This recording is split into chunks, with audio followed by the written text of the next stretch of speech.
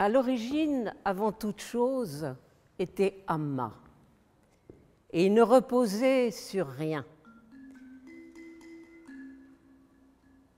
Le monde avait la forme d'un œuf.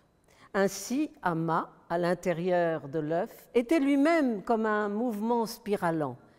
C'est alors que fut créée la graine ovale de peau qui se déposa invisible au centre. Poursuivant sa création, Amma créa Ogo, le renard pâle. Mais celui-ci naquit avant terme et sortit hâtivement de son placenta, les yeux fermés, dans l'obscurité primordiale. Agissant ainsi, il bouleversa l'ordre du monde et sa propre gestation.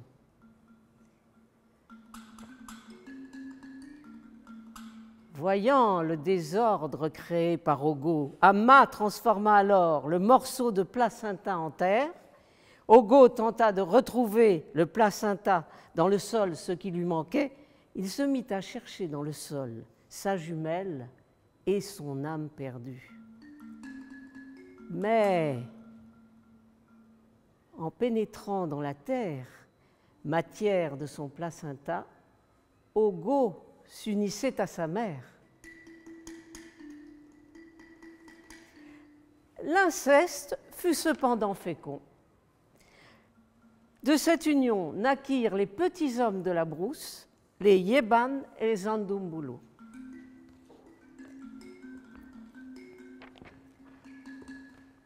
Amma donna l'ordre de transformer le reste du placenta en feu brûlant pour empêcher son approche.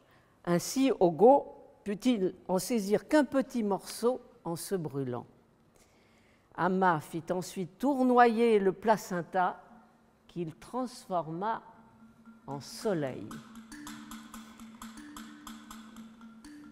En ce temps-là, naquit Potolo, symbole de l'origine de l'univers, et Emeyatolo, qui devait, avec Potolo, tourner ultérieurement autour de Sirius, Sigitolo.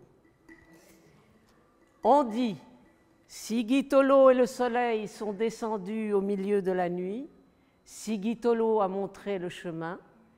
Le soleil aussitôt s'est levé.